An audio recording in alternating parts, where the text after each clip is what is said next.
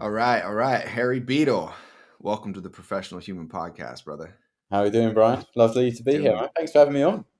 hey man, yeah. Super stoked, super stoked. I was telling my girlfriend how excited I was to have you on because I'm a fan, and I've been a I'm, fan. I'm, I'm glad, Brian. I'm a full convert over here. You got me in the funnel. Love it. Um, so it's bright and early for me over here, not too early, 9 a.m. But what time is it for you over there? I know It's you're like across the Atlantic. 5 p.m. because I'm in, just for people listening, I'm in London. So it's like 5-ish here. Just gone past, yeah. Yeah. Okay. And so before becoming a creator, were you working in the city and were you working in banking? The first thing I did was I was like, it's called an actuary. A lot of people don't know what it is. It's basically like building the mathematical models for like pension funds and stuff like that, and just predicting like how much they need to have in their cash reserves stuff. And then I moved into software developer. That was like my last job, and did that for like a year and a half, and kind of realized that wasn't really the job that was the issue for me. It was more like I wanted to build my own thing, and then stumbled across, obviously, I think most people probably know him, Dan Coe. Stumbled across his channel on YouTube. He sparked sort of a desire to become a creator, and it sort of snowballed from there. You know, Daddy Co is sort of the godfather here, gets a lot of people indoctrinated into Yeah, this world. And he's I don't mean to play a negative spin no, on it. no. It's not indoctrination because it's real value. But I want to hear a little bit about sort of that catalyst for you and what that introduction was like, and why you feel like maybe his content or the idea of the creator economy just grabbed you. Even I think even pre Dan for me, that there'd probably been a period of 1 to 2 years where I'd had a desire to start my own thing. Like there was already like the seed implanted. Like I think that's just my personality type. Like I'm not great at being like told what to do and like feeling like I have to like do things a certain way. And so like the idea of starting my own thing one day was already there.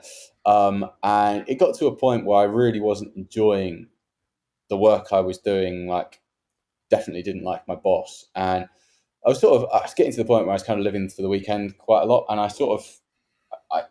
the desire to change just grew and grew and grew. And one day I basically just found myself like actively searching on the internet of like ways you can make like an online income and stuff like that. And stumbled across like Dan and also Nicholas Cole, and they were both talking about writing online.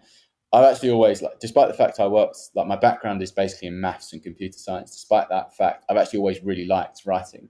So like when I heard about you could actually like make a decent income doing that, I was like, okay, like I'll entertain this.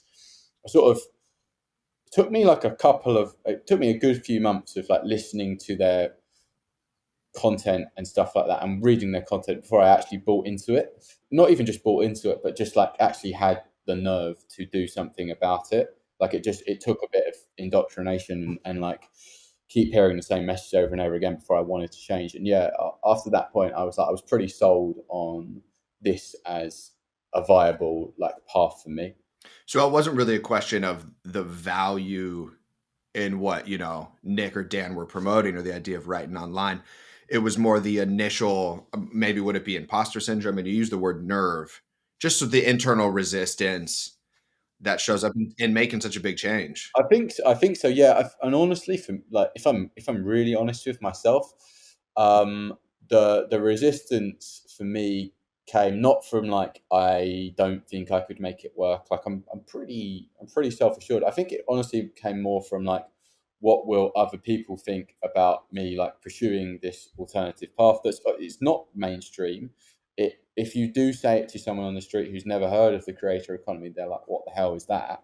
It does sound a bit weird, and it was like almost like the fear of like what my friends going to think. Like, what am I going to tell my colleagues? What am I going to tell my parents? Like, are they going to think I'm an idiot? So that was sort of the main blocker I had for not going at it straight away. And what was that process like? I'm so curious. I mean, obviously I've had my parallel process of shifting from like a Yeah, full-time working therapist yeah, I was into a going to say, yeah, creator and the people around too. But what was it like for you with, I don't know, siblings, family, yeah. friends? So I sort of built.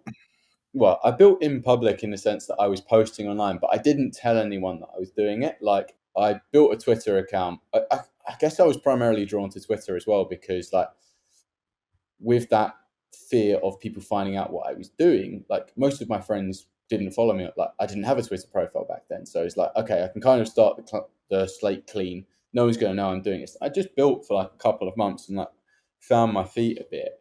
And then I think it was early January of this year. Like I actually like got a client that wanted me to write like ghostwrite for him and also do some copywriting for him. At that point, like I think I made like a couple of $1,000 online, and that to me was like all the signal I needed that like okay, I'm only a couple of months into this. I've earned some money. Like, why would I not be able to continue doing that? And that for me, I was like, at that point, I then like talked to some of my friends, talked to like my parents, and was like, I want to do this. And it was kind of weird because no one actually like you build these scenarios up in your head of like everyone's going to call you an idiot. No one actually did. They were all like, okay, sweet. If you want to do it, you want to do it. It's your life. Um, which is like kind of it's like Give it kind a of funny shot. because you catastrophize so much, and I was just like, it was just like, oh, okay. And then like I I just handed my notice in basically as soon as New Year rolled around and was like, yeah, I'm off. I had a 3 month. I kind of had a nice situation at work where I had a 3 month notice period. So like I could continue to build while I was still getting like a salary. So it gave me a bit of runway to make it work. But yeah, I basically just jumped straight in the deep end and was like, sort of screw it. I'll just either make it work or I won't. So, how long into this game are you? About 9 months in? Less. Yeah, I guess I think I posted my first ever piece of content online in November, like last year, 2023. So that would be 9, 10 months ago, I Going in guess. nine. Okay. Yeah, So super parallel. Again, yeah, yeah, for me it was Thanksgiving. yeah. I was gonna, That's yeah, when I started. yeah. So yeah, you So what was it for you that made you make the switch? yeah, man. I mean, again, it was the seed had been planted for years. Just the idea of content creation, and as you know, right? Like I'm an idea guy. I'm a big idea sort of guy. Like I don't have a shortage on knowledge. The skill set of actually actualizing this path has been a whole different sort of that's a whole different bag for me. But just as far as like ideas and knowledge and being able to communicate, that's always been a strength of mine. So all the people in my life, friends, family, and whatever, people just kept telling me that I need to get online because I'd been coaching and working with people in person. And I just kept hearing it for years, really. Like you need to build this out online. People need to Yeah. hear from you more. But it was. I mean, Dan was definitely was instrumental in that. I went last summer. I went and walked the Camino del Santiago. Mm. Are you I familiar don't with know. it? Okay, so it's this 2,000-year-old Catholic pilgrimage. There's a couple different routes.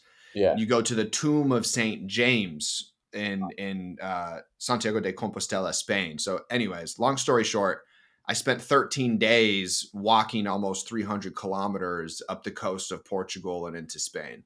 Mm. And when I was doing that, I was doing my best not to like listen to podcasts or anything, but I Yeah. found myself on YouTube and and I found Dan and I started listening to some Dan. So I was just walking up the coast of Portugal, listening to Dan Coe, just having fantasies of being a creator. And Yeah. again, it's like decentering time as my main income driver and instead centering my intellectual property. Yeah. Yeah. That's Like really right. building I some mean, leverage and stuff like that, right? Rather than like constantly just being like working, but like even if you're in a normal job working like I don't know, just a normal job, like even though you might not feel like you have an hourly rate, like you do, right? yeah, exactly. That's exactly it. Yeah. Um, Groovy, man. So what do you wish November 2023 Harry knew about the creator economy that you know now? That's a good question.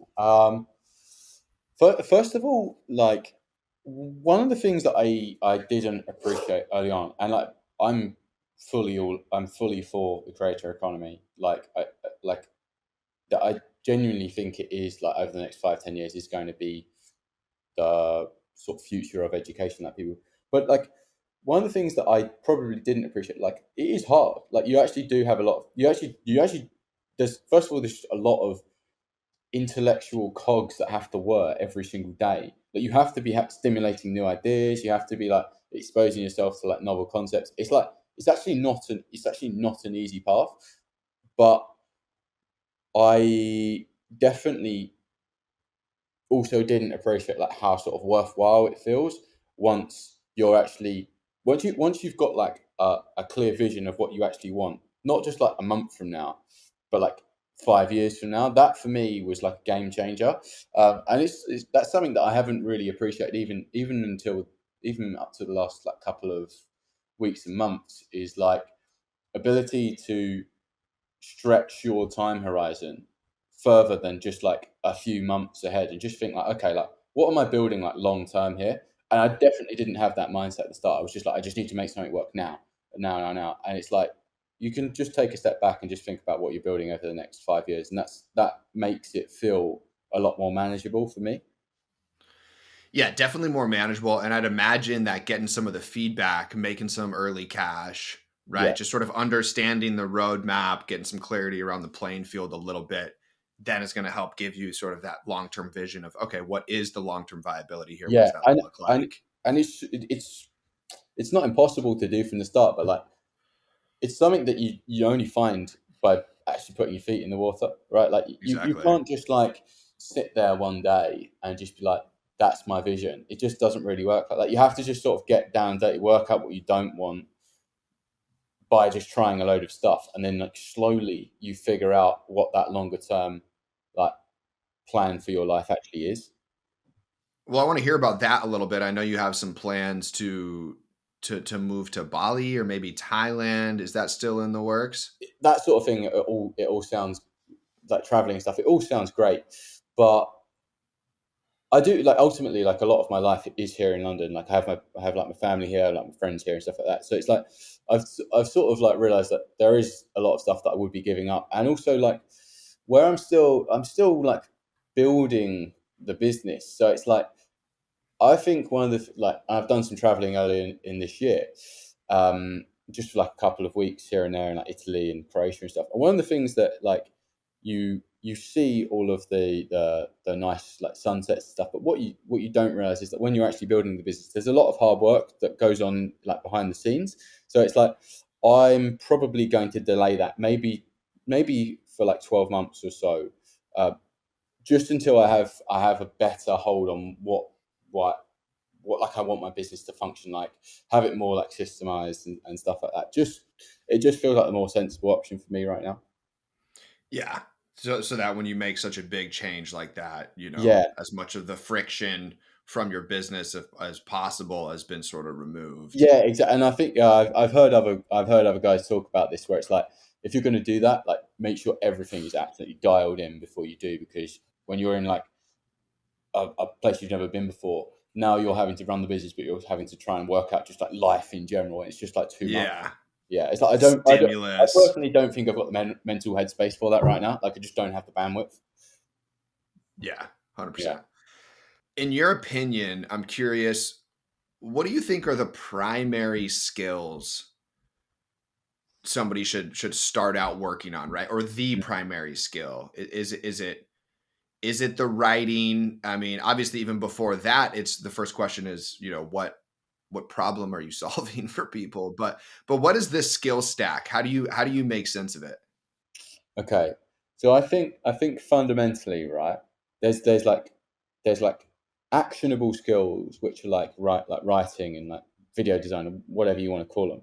Like beneath that, I think there has to be the base level for me is like you need to be mentally okay with with not knowing everything and feeling like you're a bit lost, and being able to like have problems chucked at you every day and not like shit the bed, like that has to be the base. It's like you have to be okay with uncertainty and stuff like that, and I think most people think they're okay with that. I think until you've actually experienced it, especially when it is what you do and that's your only primary source of income, I think that there's a lot to be said for taking a bit of time to actually work out if you do have that like level of, Tolerance. yeah, it's not easy. Then on top of that, I think like the next layer is, before you dive into any of this like copywriting or email marketing or anything like that, I think there needs to be an understanding of how humans think, like psychology, right? Like, because you're going to have, if you want to make money, or you want people to follow you, or you want people to like subscribe to your email list, or whatever you want people to do, you need to be able to understand how they think and how you can persuade them to act, right? And then once you've got that in place, then you can like stack the mediums on top of that. So that's like the writing, like email marketing and all of that. They sort of like, that's sort of the pecking order for me, is like just the mental Soft strength. skills. Yeah, and then you've got like the understanding of human brain, and then you've got like the actual like hard skills which sort of put that stuff into practice. So like for me, the first skill on top of that is like copywriting, because that, I just think that underpins everything. Yeah. Yeah. Well, I want to talk a little bit more about the soft skills a little Mm, bit. So this sort of psychology of persuasion, right? mm. Getting people to act, etc. What what about that did you underestimate previously, or did you underestimate it? And what have you found? What has surprised you about about that process? When I first got into it, I almost expected there to be like some sort of like formula like for doing it. There kind of is to some extent, but really, if you want to get good at it, most of it comes from like sort of like a lot of the times when I think about how would I persuade someone to do this, it's not like I go and like bury my head in like copywriting books. Like, I have read those and stuff like that, but a lot of the time it's more like thinking about, introspecting and thinking like, what would I think if I was reading this in this scenario? Like, why would that stimulate me to act? And a lot of it for me comes down to like being able to analyze your own thought process and then think to yourself, well, okay, if I think like that, my audience probably think like that too. And then you can test the ideas that you've had about yourself and see if they actually play out in reality. I mean, and especially too, right? If you've done a really good job at the top of funnel with your Mm. content, then much of your audience is very similar to you, Yeah, yeah, right? Or maybe who you were 3 months ago, 6 months ago, yeah, 18 months ago, whatever it is, right? And so I yeah. think that that's where that necessity of that top of funnel. So, yeah, so they're probably going to have not just the same thought process as you, but probably the same problems as you used to have. And so that positions you as like a good person to solve them, because you can just like, what I do a lot of the time is like, a lot of my audience are like people that want to quit their 9 to 5, and are like trying to build an online business so they can do that. So like, a lot of the time for me, it's just like, where was I 6 months ago? What was I experiencing? What were the problems I was facing? And I can just like talk about those and show how I've solved them. That's exactly it. Yeah, and it's similar for you, I guess. It's like if you're helping people like with their sort of mindset, psychology, and stuff, you can like project back to maybe where like some stuff that you have struggled with in the past and sort of how you've overcome it. Right? It's kind of the same process, just with different audiences. Exactly.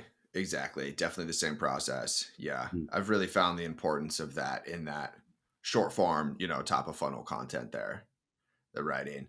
And so coming to this business, did you have the awareness that you were going to operate as a business coach, as a personal brand specialist? I don't know. How do you classify yourself, or I don't have a classification for myself. Like, I guess I help people build like personal brands, but honestly, most of my interest, like the stuff I actually really like teaching people about, is like writing and human psychology, and I almost consider myself as someone who wants to help people understand like the base level of like persuasion.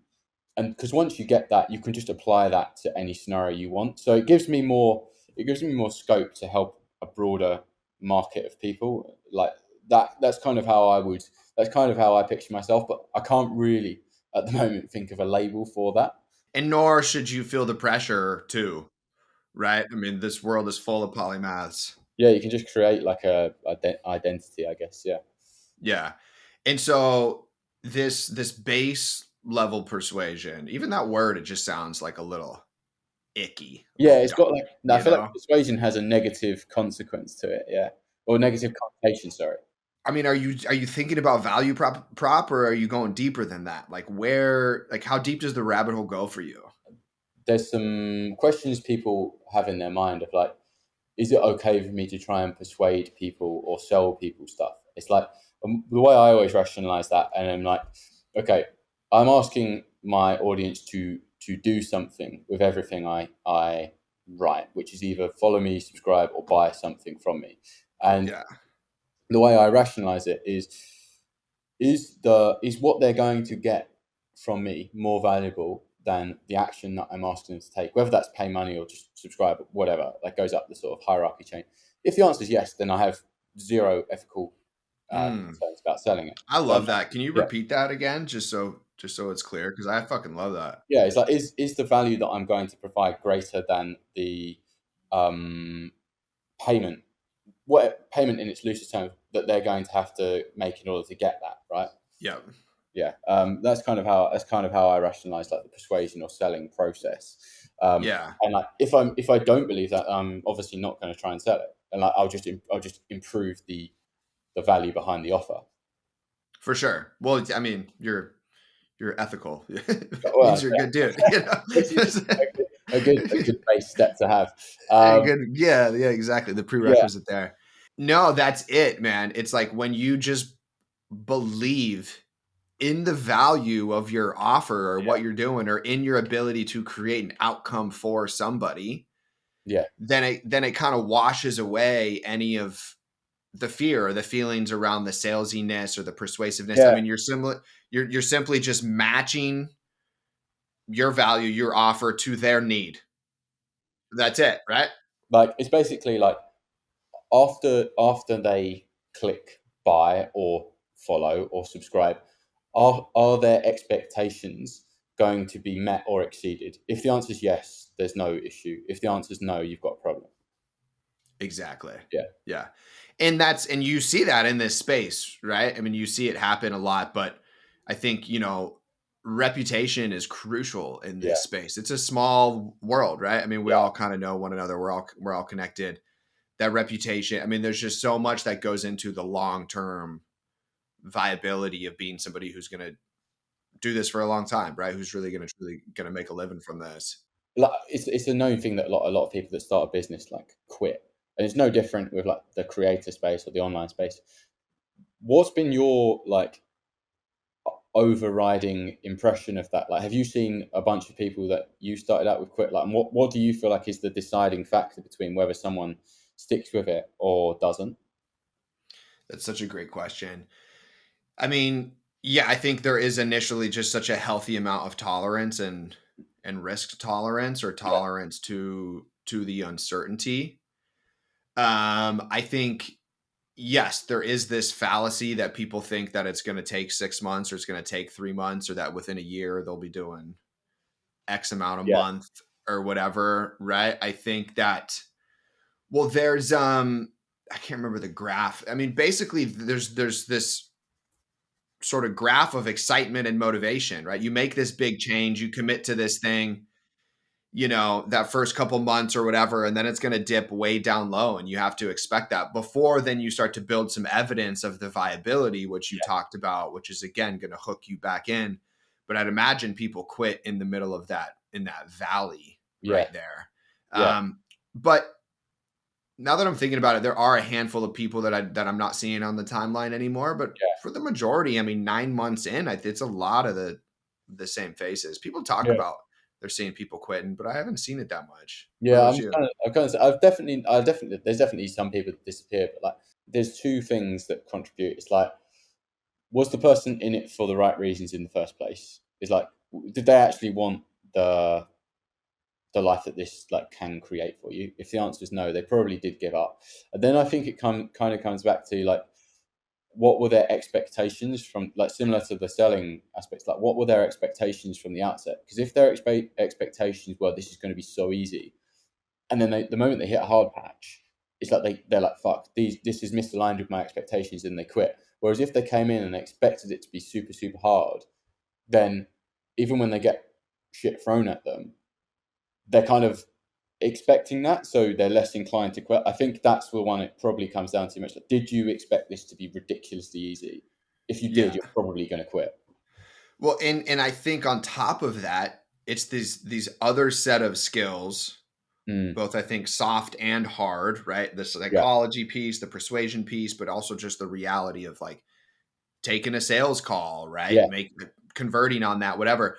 People come in and I think that they are really altruistic. And I mean, I work with a lot of coaches, a lot of helpers, a lot of people that work one-on-one with people, right? And so they have all these ideas. They really want to share themselves, their story, etc. And they have these really quote positive um, motivations, or you know, it's very painted in a very positive light. mm. But then when it gets to the nitty gritty of no, like you actually have to obviously take a sales call, right? And like somebody's going to have to click buy. You're going to have these conversations. You're going to have to really orchestrate your funnel and understand like the different stages of your value prop, et cetera, whatever.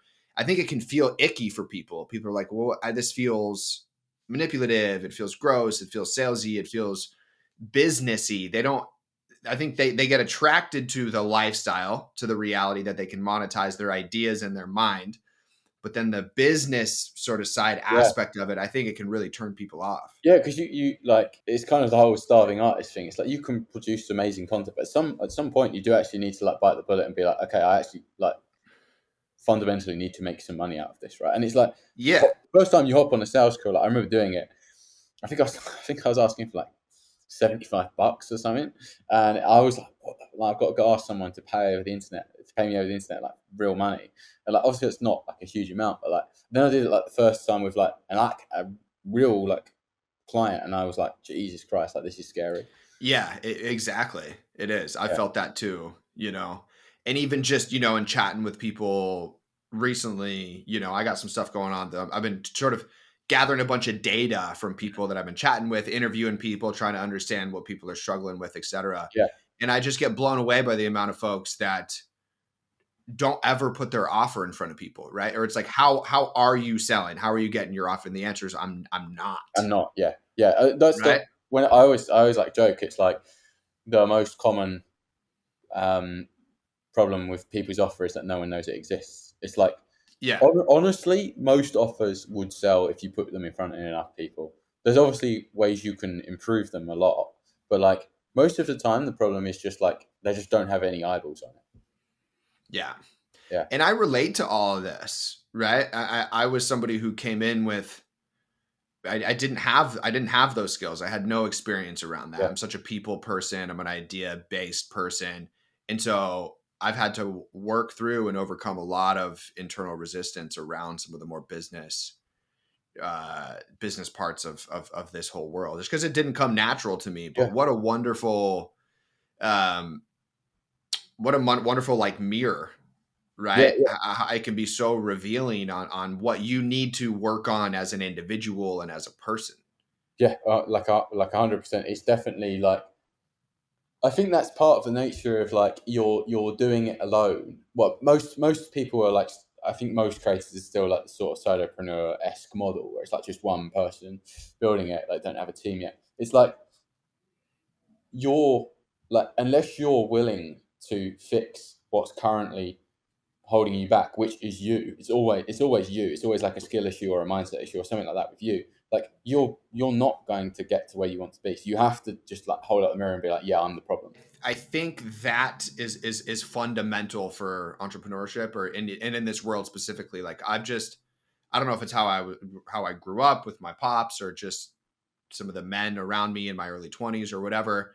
Like I'm the problem guy, Yeah, which right? is Like that's it's kind. always my answer. It sounds, but it's actually like a good thing, right? Yeah, It is. There's a line, there's nuance yeah, for yeah, sure, you know, but I think it's easy to get disillusioned in this space, you know, yeah. or what you see on the time. What are some ways in which you feel like you've gotten a little disillusioned, or some of the voices of maybe this isn't going to work out, this isn't for me, or whatever? Is there anything that you've seen in this space that? As soon as someone has like a semblance of success, I think they've got it all figured out. I'm not even joking. Like every single day, I'm like, should I just quit? Like I'm not going to, but like there's always that doubt in my mind of like, fuck, this is hard. Like I'm like this is really stressful. Like what's going on? But it's like it's always there. But I think once you've just listened to that voice enough times and been like, okay, the world hasn't fallen apart yet. I'm probably okay. You kind of learn to just be like, it's okay to doubt. It's okay to have some doubt. Like that's not a bad thing. It's a feature, not a bug. It just like gives you like a signal, like okay, like why is this happening? Can I find the reason why? Can I fix that? But it's like that's always. I think that's always going to be there, and that happens in a real. That happens in a job too. You can people like people are like worried like, oh, am I going to get fired today? It's like it's just part of life. Yeah, that's part of life. I Yeah, like how you said real job there. yeah. Yeah. We don't do real jobs. Yeah, We don't do real jobs.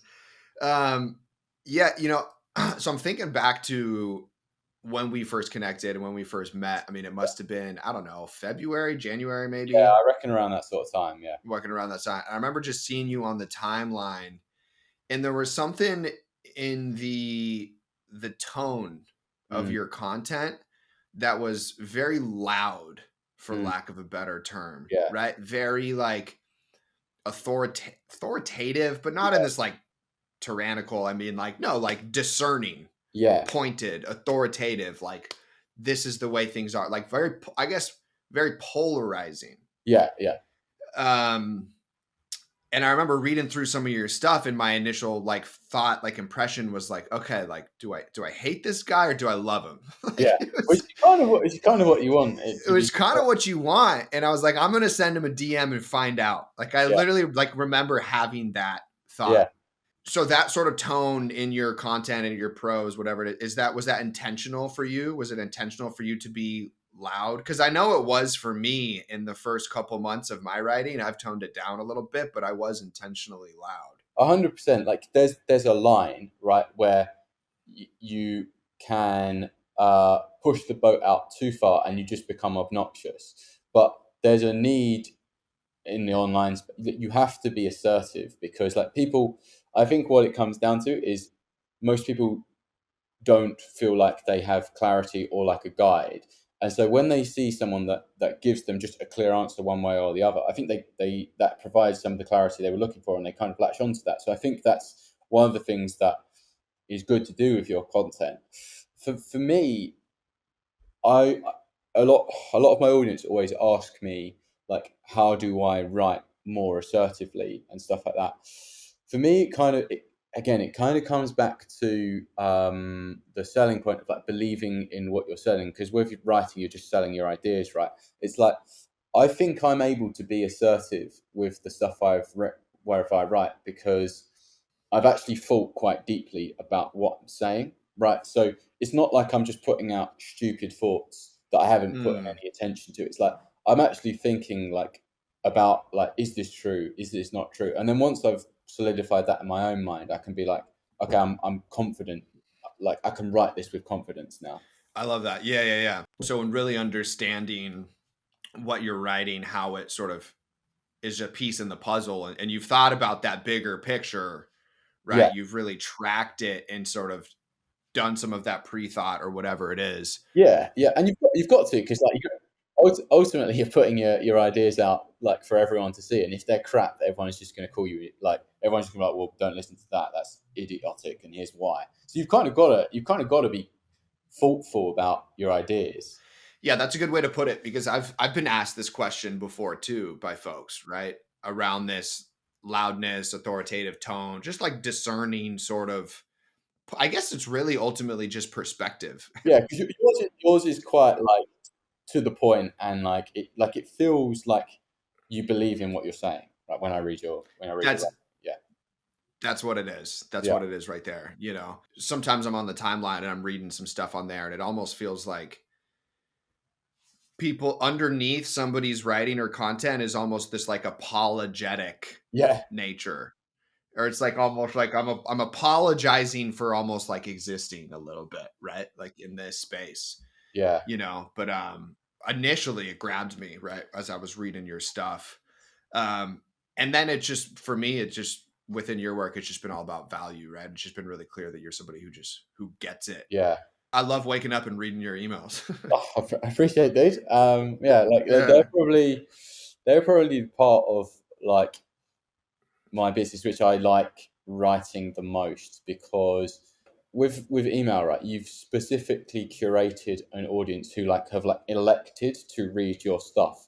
So like, and they've done that because they like you and the way you write and like your ideas. So it's like you don't have to like hide anything from them. You can just be you, like say what you think, write how you want, and there's no pretense at all. So it's like you can just be. That's kind of why they're fun to write for me. I don't know if you find the same. Yeah, I've had to sort of ask myself some bigger questions around the email and the list, Mm, and I had my own resistance around it. I've been more active as of recent and have plans to be way more active. You know, maybe not every day like you, but close to. But it took me longer than I would like to admit to realize that that's ultimately like the most important asset that you have, yeah, right? I think, I fell into the trap, or people can fall into the trap of impressions and engagement. And it's really because it's fun to grow on social media. It's fun. yeah, It's kind of exciting, kind of addicting, etc. And it feels like you're moving the needle, when you may not, yeah, right? And I was in the position early on where I was still making money in my therapy job, and I hadn't left, yeah, whatever. So I didn't have the immediacy, but it took me longer than I would like to admit to realize that it's all about your list. yeah, 100%. And You like got I to always, curate that. yeah, I remember like I think it was like it's probably about 6 months ago, maybe a little bit less now, when like I woke up and I'd been like, I don't know if I'd been like locked out of Twitter or something like that. I hadn't done anything wrong. It's just like some weird bug in the algorithm or whatever. And I remember panicking, being like, "Fuck! Like, if I just lost everything?" And in that moment, I was like, "Shit! Like, this is actually why your list is important, because like you can't really lose it. Like, you've got a CSV export of it, and like blah blah blah. It's like you could like theoretically wake up tomorrow and like your whole following is gone. So you need like a platform that you own, right? That's exactly it. Yeah, and there's like a secondary thing which I didn't appreciate early on, which is that the primary reason that people go into social media is to be entertained, and the primary reason people subscribe to a newsletter is to be helped. And so if you try to sell Mm, stuff on social media, like on the timeline, there's a misalignment in expectations between what people expected and what they're getting. Whereas when people sign up to your newsletter, they're actually expecting to be helped, which often involves you selling them stuff. So like it's so much easier to sell people stuff via a newsletter because like the alignments, the expectations are aligned. totally. Totally makes sense. Um, yeah, I want to hear a little bit about Client Creator. Is that what it's Yeah, called? exactly. Yeah. Yeah, beautiful. I know I got the sneak peek. It was super Yeah. dope. But tell me about the process a little bit. Yeah. So I thought, so initially what I was going to do is just make a course to help people become a better writer. And I sort of realized that that's harder to market because it doesn't give people necessarily a tangible outcome. You can obviously show them um, how that then leads to like tangible outcomes in the future, right? But like I thought, like the problem that my audience really cares about is how to either land clients buy their content or like sell like their own products, right? So I was like, well, that's the process I'm going to help them do. So I'm still going to teach them to become a better writer, but like the focus of the course is going to be on like, okay, what's the process you go through when you're trying to actually like build a business, right? You do like how do you nail down like your client profile? How do you do research and do it well? How do you then produce content that establishes your authority so that people are like open to buying with you? And like those are the sort of problems that I focused the course around. And like one of the things that I did, I think most people don't do this, is like when I was building it, I basically built it alongside my audience. So I would like get an idea like and like create like a bit of the course, and then basically like send it to someone and be like, "Is this useful? Like, does this help you?" if they were like, this is shit, like I'd be like, okay, I need to just chuck that or like improve it. Or if they were like, this is sick, then I'd like include it in the course. So I kind of like built it alongside my ideal customers, and I think that really helps in like marketing it, because I was very confident that it was going to help them because I just sort of validated it the whole time. What a wonderful philosophy, right? And unlike anything that I would have thought of doing before getting in Yeah, this exactly, game, right? exactly. You just would never think to like. That's just not something you would do intuitively. And like, I sort of read about doing that before, so I was like, sweet, like that makes a lot of sense to me. I'll do it that way.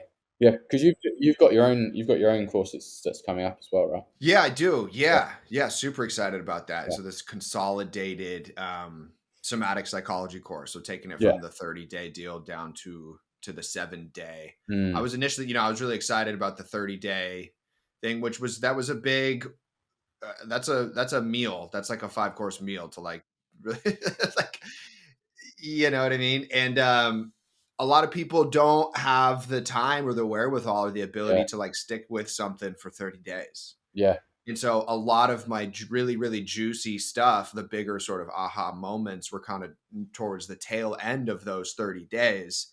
And so just by the nature of, I mean, maybe the course itself, but also just the process, the nature of courses in general, there's a big percentage of folks that weren't making it to yeah. that juicy stuff.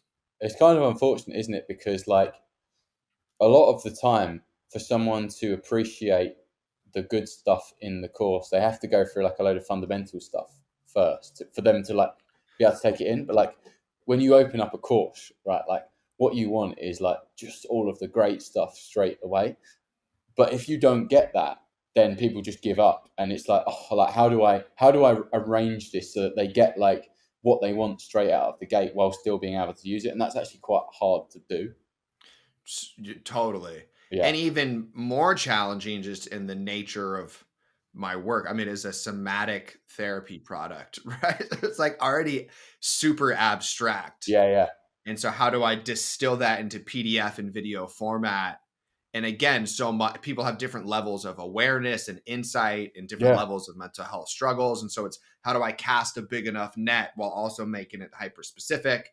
So it was a whole ordeal. But the 7-day somatic system, which is coming out next month, just yeah, just lights out. Just been able to 10x what I did with the 30-day thing. So I'm super stoked about it. And just a really quick line to that big aha moment for folks. yeah. What are you so you're launching it next month. What are you planning to do with the launch? Yep, email list. Gotten super specific on that. Way more knowledge around what that process looks like. Way more strategic. I was kind of throwing spaghetti at the wall for my first launch with the email list. But I actually, so within my first course, I actually sold a lot on the timeline. Yeah. I saw like yeah. Actually, But it was very specific in that. So I was writing threads oriented around like a bleeding neck problem, like yeah. stress, for example. And so the thread literally served as my funnel. The Yeah, thread I saw you doing that, and I was like, "That's smart." Yeah, was the value prop. And so then I had it linked obviously at the bottom of those threads. So I think that's a wonderful way to do it in more long form thread virality as far as selling on the timeline. So marrying that obviously with the email list and sort of my personal sort of audience yeah. that I have there. I think those are kind of my dual approaches. Are you doing when you launch it? Are you doing any sort of live implementation like for the first X number of people that buy it or anything like that? I should. Yeah, because Yeah. what I found, My, so I did that with mine. Um, Super useful because well, multiple reasons. So first of all, like when people hear you on camera and you can work through their problems, like massively. I don't know if you're offering refunds, but I was massively reduced that. Just like cut them down to basically zero. yeah. Secondly, like you actually get to ask people like, what did you find useful? What did you not? And you can like improve it as you go. And then thirdly, like you just build like just additional trust with those people. Like because probably they're going to buy stuff from you in the future. I definitely think that's a nice selling point if you because it's only like a couple of hours you've got to do. Just like group them all in one, and then it feels a bit more like community when you sell it. Yeah. Yeah. So for first 20 people or whatever, Yeah, here's yeah, an or hour something like long that. Yeah, thematic workshop. yeah. That's a great idea. I want to ask you opportunity here, maybe a little shout out, whatever. Are there any folks that you've been, who content you've been enjoying recently, or some people that are newer to the scene, any up and comers, people you've connected with that you're like, wow, this guy gets it. Brandon's story for me is just like he's super knowledgeable. Like honestly, like genuinely one of like the most genuine blokes I think I've ever He's a met. legend, He's dude. honestly Yeah. just like he's like too nice. Like it's actually like he's like so nice and like he's got really good content. Like he's genuinely like helpful to people. Like he's always like one of the guys I'm like first to recommend when like someone's like I want to either get started as a creator or like, building an online business. I just think he's got like Yeah. he's not like massive either. So it's like it feels like someone that I really want to see get big over the next few years. And starting points for somebody who's thinking about it, who's on the fence, maybe going to take the leap. Any books you'd recommend? What would be the first, I don't know, ABC for you to get started? Get the Boron Letters by Gary Halbert. Not just because it teaches you about copywriting, but because it teaches you about like the underlying like human psychology behind like why you should write things a certain way and how it works. Just spend like a week or two reading that. Just like learn the fundamental principles, and also get the. I think the first book I ever read or the first resource I ever consumed was like the Art and Business of Online Writing by Nicholas Cole. That's super, super good. Like it's just like a great book. Once I'd like spent like a week or two reading those, I just started tweeting, and I'm very much an advocate of like do stuff, work it out on the way. Like it's quite a nice quote, like the path will illuminate as you walk it, sort of thing, right? That's kind of what happens, right? 100%. You cannot just sit there and be like try and envision what it's going to look like. You have to just like start walking the road. Just accept that like you are going to fuck up. Like I've made mistakes. I'm going to continue to make mistakes. It's going to happen, and just be okay with that going into it. I think is what I would say. Yeah. Yep. And it's feedback. It's built in. It's Yeah, it's just you've got to like the negative stuff if it does and when it does happen. It's like you just got to see it as a benefit rather than a negative.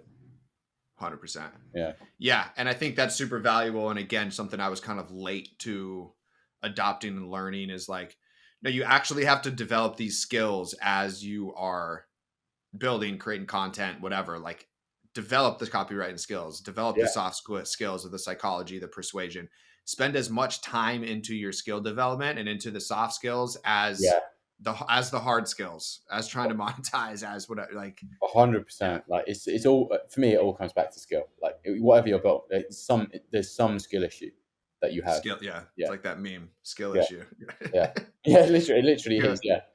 yeah, yeah. Cool, good, brother. All right, man. Well, do you have any closing thoughts for any folks that are tuning in? Anything else? Close. Honestly, like just start like I don't know. Start thinking about like if you aren't creating like or if you aren't like on the creator economy, just think about it because like it does offer a huge amount of benefits that you can't get in any other alternative career path. Like it is genuinely like a very fulfilling business model. It's hard, but it is definitely more meaningful than any other career I pursued. Mm-hmm. Yeah. Mm-hmm. And where can folks find you slash anything that you're working on or anything that people should be keeping their eye out for? Easiest is probably just Twitter. It's like the Harry Beadle. And yeah, you can just find me on there. There's like a sign up to my newsletter in the bio if you fancy reading some slightly in unconventional emails, I would say.